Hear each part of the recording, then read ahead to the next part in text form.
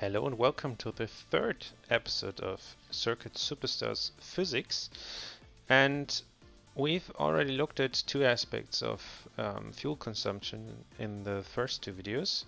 And now we are going to look at a third aspect.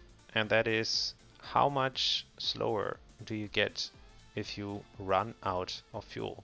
So obviously we all know that we get extremely slow, but let's just compare the time.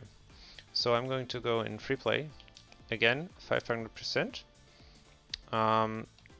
and let's just do some laps. I think 5 should be sufficient.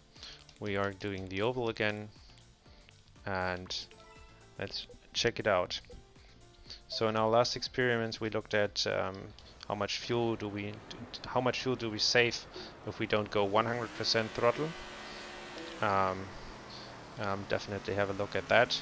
I think that was quite an interesting experiment.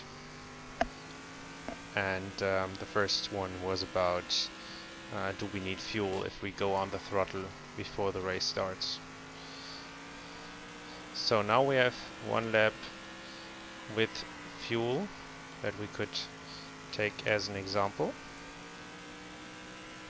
How fast we are. Obviously, there's no need for it to be perfect.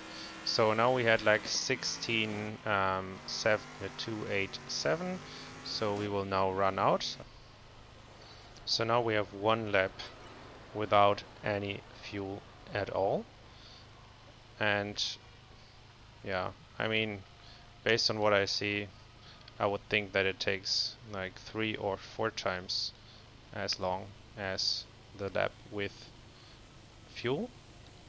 So again, this video is just to get a feeling of what percentages you are talking about. If you're saying, okay, if you run out, you get extremely slow. I mean, did you know whether it's like 70, 80, 90%?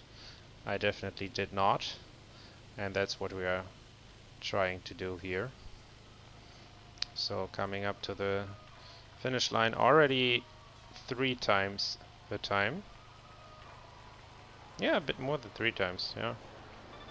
So 52, that means we only had 31% of the speed compared to the lap with full fuel. So in case someone asks you, how much slower do I get compared to having full fuel, it's 70%. Thanks for watching. Hope you found this interesting. As always, if you think I did something wrong, or if you have any other ideas, let me know in the comments below.